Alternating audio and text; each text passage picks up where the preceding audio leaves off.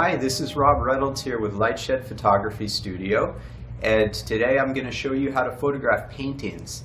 Now, while that may seem rather straightforward, there are quite a few difficulties that arise from focus issues to color shifts, and I'm going to show you how to overcome all of those. So I'm going to be using a single lens reflex camera, and I don't really suggest using anything else unless you have a large format or a medium format camera, and then you'll just have more resolution to show for it.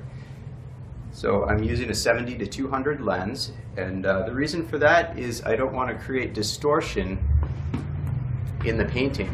So you're not going to want to use anything less than 70.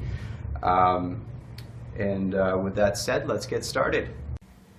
Okay, so here's the equipment that we're using. I've got the camera on a tripod. I've got two strobe lights with softboxes. You're going to want the softboxes so that you're lighting evenly, and you don't want harsh light when you're photographing artwork. And I've used just a chair. You can use whatever you want as long as you're keeping the focal plane of the camera parallel with the artwork, and that's the main principle here.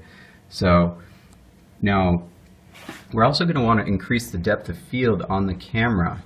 And as we know, when you increase depth of field, it increases by 1/3 in the foreground, so this way, and 2/3 in the background. So when I focus, I'm going to want to focus about here, because this corner is further from the camera. So when I focus here, I'll increase the f-stop to around maybe f18, f22. Basically, the whole thing needs to be in focus, because that is one thing that we cannot correct in Photoshop. The other thing we'll need to correct is the color, because I'm noticing on this red candle here, it's not the same color as I'm seeing in real life. So on this LCD, it's a little more pink, and the same with the Coca-Cola label. So those are things that we're going to have to correct. And the other problem we'll have to address is the reflective quality of this paint. That's the linseed oil. And once I turn the lights on, I'll show you how to counter that. So be right back with you. Okay. You can see where I've focused, where I said I would. That little red dot there. Oh, it's not cooperating. There we go. Okay, so we are focused where we want to be. Now I'm going to raise the f-stop all the way up to, say, 20. And now I'm going to turn it to manual focus so we can't adjust it anymore. Okay, so here we have the artwork, and I've turned on my lights, and I've metered them. So they are equal brightness, and they're positioned 45 degrees from the artwork, which is generally how you photograph artwork. You want it coming from 45-degree angle. Now, this creates a problem when dealing with reflective work, because you can notice that there's some reflection going on here in the shadows, and you can see below the white fabric and along the dresser there. That's all going to be a problem. We don't want to capture that. So what we're going to have to do is reposition the lights to come from the side, and you'll find that that will eliminate a lot of the reflection that we see here. Now, that doesn't always work. In some cases, you'll have to maybe bring two photos into Photoshop as a composite and do a little masking on parts where you don't want the reflection. But I don't think that's going to be necessary in this case, but we'll reposition the lights and then see how it works. So here we are again, and the lights are coming from the side, more or less. I'll need to re-meter because putting them along the side reduces our light a little bit. So, oh, that's the wrong one. But yeah, so at our ISO, that is right. And then they're still both equal brightness. So you can see now that that reflection is no longer there. that's a nice shadow as intended in the artwork and along the dresser. So we've eliminated much of the reflective quality. I mean, I'm still seeing it up here, but some of that is just due to the brush strokes. You can see if I bring the camera along the side, it comes back. But shooting head on like this, that might be acceptable. We'll have to see when we bring it in Photoshop. And even then, there's a few tricks that we can do to eliminate that. Another thing we'll have to address is the color of this candle here is a different red that I'm seeing in real life. It's a little more pink, and the same with the Coca-Cola label there. That's going to need to be corrected in Photoshop as well. So we'll shoot this and then get back to you.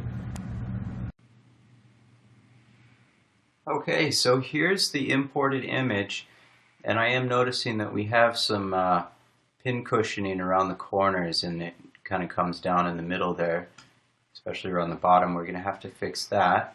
So some of this we can do in Bridge. We'll just go in and go change some settings to enable lens profile correction. If you don't have that function on the software that you're using, or if your lens isn't listed here, you can always do it manually. You can slide the slider and fix that. I might slide it back a little bit because it seems to have gone, it's overcompensated. So that looks a little better. In Photoshop, I'm going to fix these marks on our sensor. That needs to be cleaned. And let's go take a look at the black level and make sure we aren't clipping anything. So that seems to be where it clips. Let's make sure we bring in all of the information, and let's open it. So now we have the imported file in Photoshop, and what I'm going to do first is bring the black levels and the white levels to where we want them to be. And I'm going to do this by individual channels. So we're going to open a new adjustment layer, levels. Okay. Now, not all paintings have a black. They don't have a pure black. This one does, and it also has a pure white.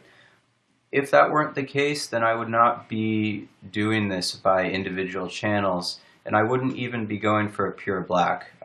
You kind of have to eyeball it in that case.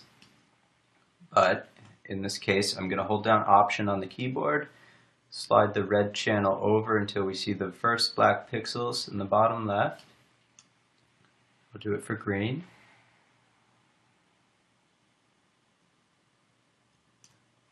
And blue.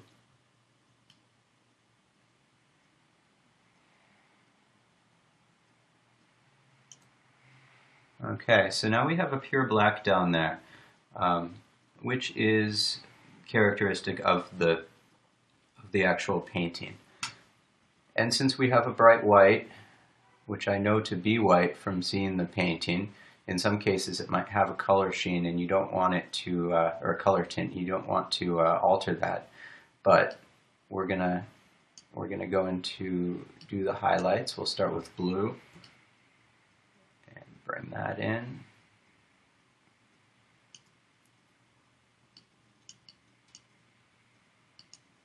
Green.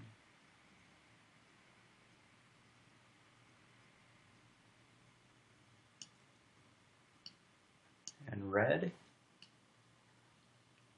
You notice the color is changing when we do this because we're altering the individual channels.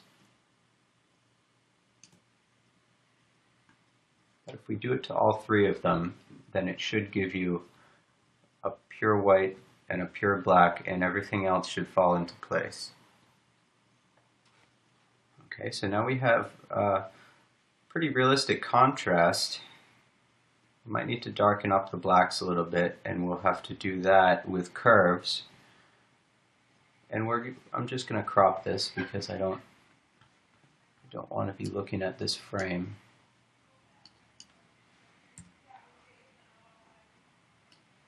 Now, you could have photographed this without the frame, and that would have given you a little more to work with. but I didn't want to cut the backing.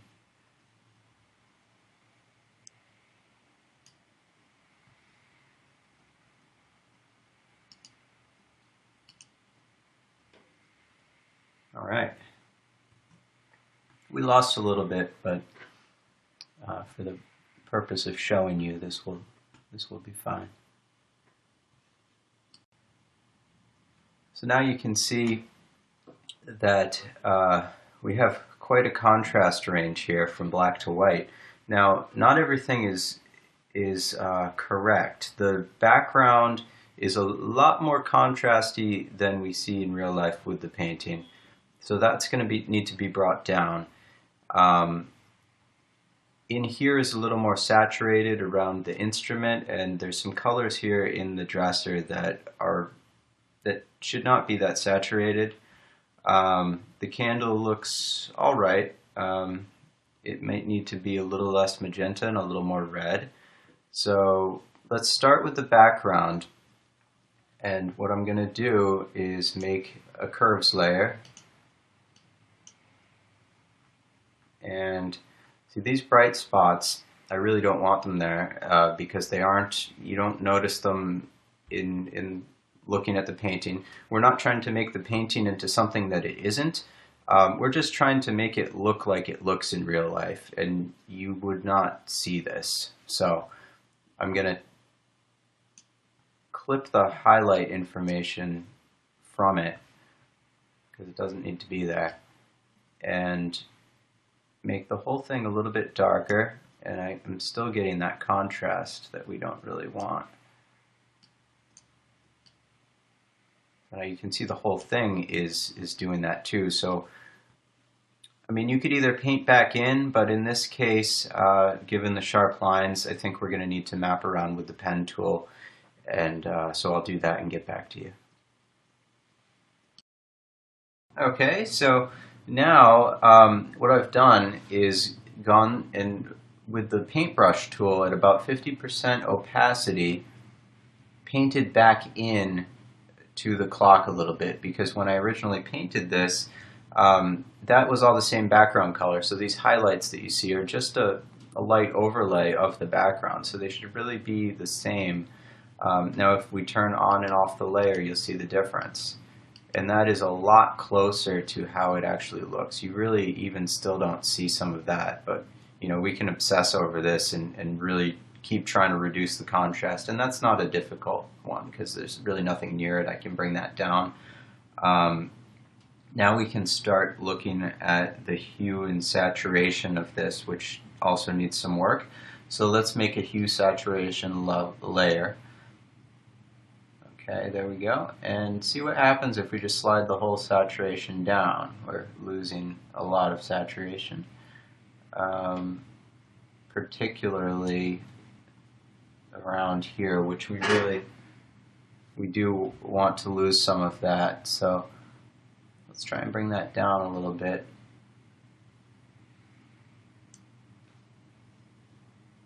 Okay, and we don't want to lose it from the candle, so we're gonna have to dump a fill layer over this, so that gets rid of it on the mask, and now we're gonna paint back in. We can bring back some of this. We're losing saturation, which is good. And on the instrument, that is way too saturated. And even this background piece here, that fabric is not supposed to be so saturated. So it's starting to look more realistic little by little. Okay, and it's still too bright also. And I don't mean that in terms of contrast. I mean, we need to shift where the levels fall. So in that nightstand, that really needs to be darker. So we're getting there. I don't want to lose it from everything else in the candle though, so we're going to do the same thing and dump a black fill layer over the mask and paint back where we want it.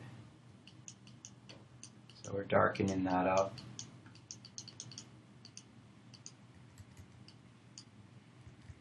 and in here we need it there.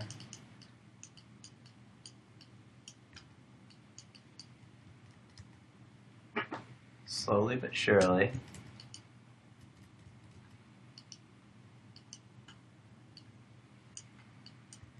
I mean, you could really, if you wanted to go in with the pen tool, you could do the same thing. There's really no limit to how much time you want to spend on this. But again, we're not making this into something that it isn't. We're just trying to make it reflect the painting, which is very difficult, as you can see.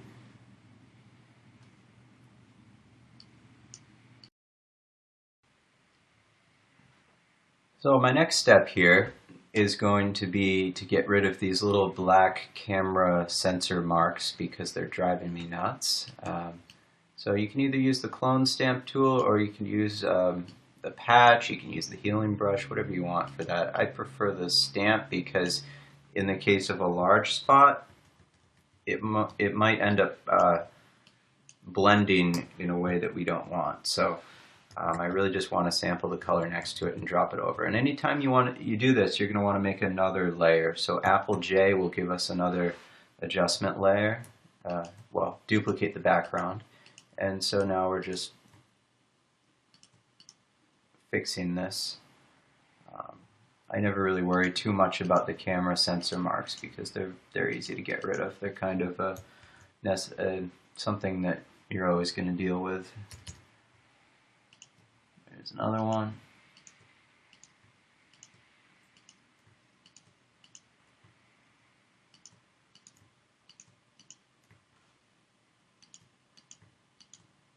And in doing this, I'm also noticing these little lines here that you see.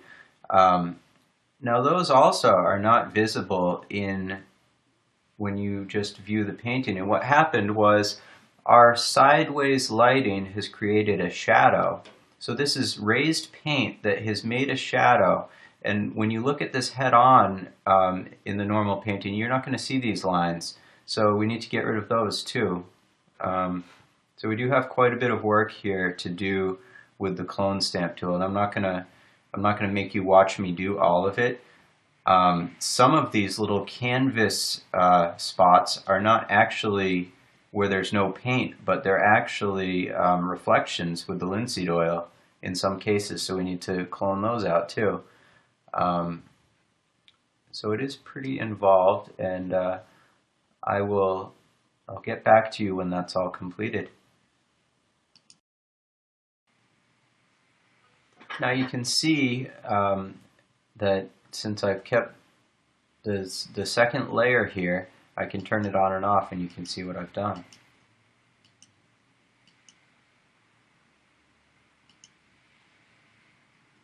So there's an improvement. And now we're going to have to address this candle and how it appears to be magenta. So let's go make the hue saturation level. Another one.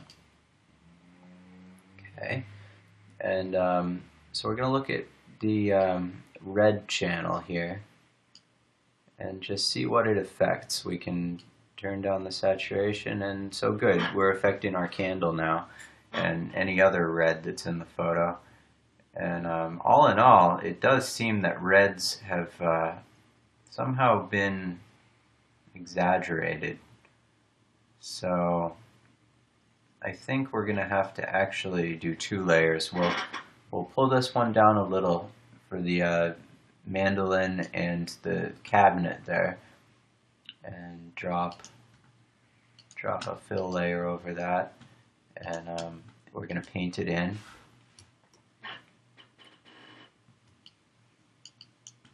Let me get 100% opacity. So that's more realistic there. Because these colors in the mandolin are more of a burgundy color. And we see that coming out now.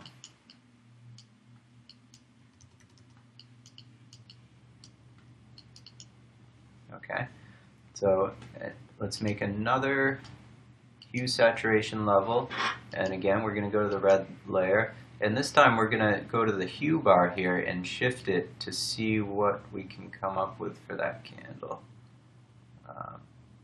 And we'll mask anything else that is being affected. So that's with no change. We're making it more magenta, less magenta. Let's see what that is. It's not much change at all.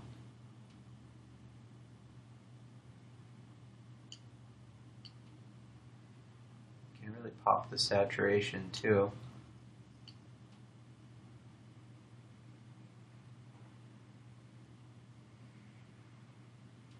Yeah, I think +4 seems to be about right, and pop the saturation a little bit too, because that candle really does stand out, and the Coke label too. But we don't want to affect anything else in the picture, so we're just going to drop another fill layer over the adjustment layer, and now paint back in for the candle and for the label there. And if you think you've done too much, I mean, that is quite the change. You can always just turn down the opacity. So say I want 50% of that. Well, there it is. 50%. You can do that for any color. If there's any color that is a little bit off, you can usually shift it back by selecting it with the hue saturation level layer, and select that color, and you can usually push it. So let's, for example, let's say we wanted to make these colors somewhat different, or even this color of the mandolin. Let's go to yellow, and we can shift the hue. Say it was a little more orange and it wasn't showing up that way in the photo, we can make it more orange, and then we can play with the saturation. Like maybe it was more this color, but the camera didn't register that, or maybe it was more saturated. Maybe it was a bright orange, and for some reason that didn't come through. We can always do that. We can fill in the layer, and then we can paint back in. So we can really make it what it was. But it wasn't like that, so I'm going to delete the layer. And last, I think this is still a little too bright, this that fabric back there, so I'm just going to darken it a little. You know, the whole thing can stand to be darkened a tiny bit. And I think this is more in line with what the actual painting looks like, and maybe that bright white is too bright. With paintings, you know, they say not to do this with normal photography. You don't want to clip your highlights, but if there isn't a bright white, there shouldn't be one in your image of the painting. So don't feel bad about pulling that down and clipping the information. Tweaks like that are usually, you know, you take one last look at it and compare it to the painting, and then you can do these fine adjustments here. But this looks a lot more realistic to what the painting was like, and we're very close. I mean, you could keep tweaking it. We can reduce the contrast here, but there you have it. Those are some simple tricks to recreate what you're photographing, and it's never going to be perfect. You're never gonna get the actual image, because you are basically making a new image. A photograph of a painting is no longer a painting, it's a photograph. So it's not going to be the same. And that's why all these little adjustments are okay, because just by taking a picture of it, it's becoming different. The way your camera registers the color makes it different. So you need to bring all of those things back and do it as realistically as possible. But thanks for watching, and you can visit our website, lightshedphoto.com, visit our Facebook page, and I'll be back to you with more videos. Thanks again.